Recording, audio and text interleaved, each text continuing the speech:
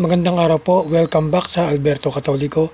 Ngayon po ay tatalakayin natin ano po ang pinakaunang mensahe ni Jesucristo sa muli niyang pagkabuhay.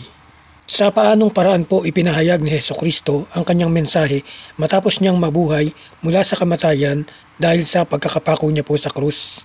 Kung babalikan po natin ang senaryo sa muling pagkabuhay ni Jesus na mababasa sa Juan chapter 20, pabukang liwayway po, tumungo po si Maria Magdalena sa libingan ni Jesus.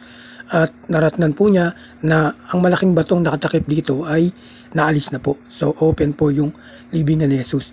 Dahil dito, patakbo po siyang bumalik kina Pedro at sa mga alagad ni Jesus.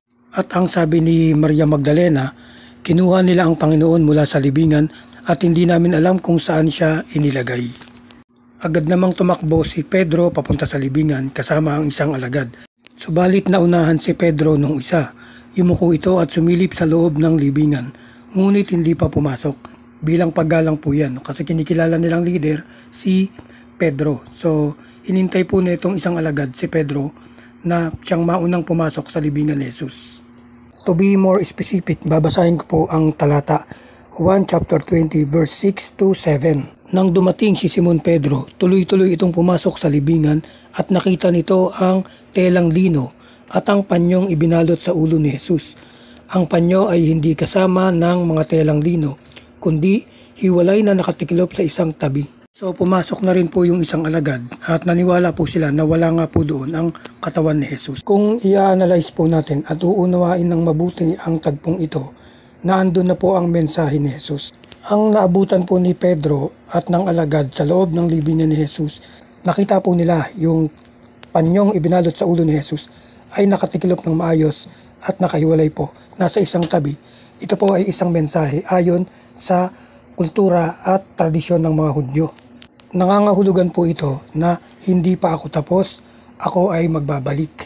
Ito po ay isang Jewish gesture na kung saan kapag ang isang master o ang pinuno ay kumakain sa isang hapagkainan, kapag hindi pa po siya tapos, tinitiklop po niya ang kanyang napkin upang malaman ng mga serbedora na hindi pa tapos kumain ang taong ito or babalikan niya ang kanyang pagkain sapagkat hindi pa siya tapos.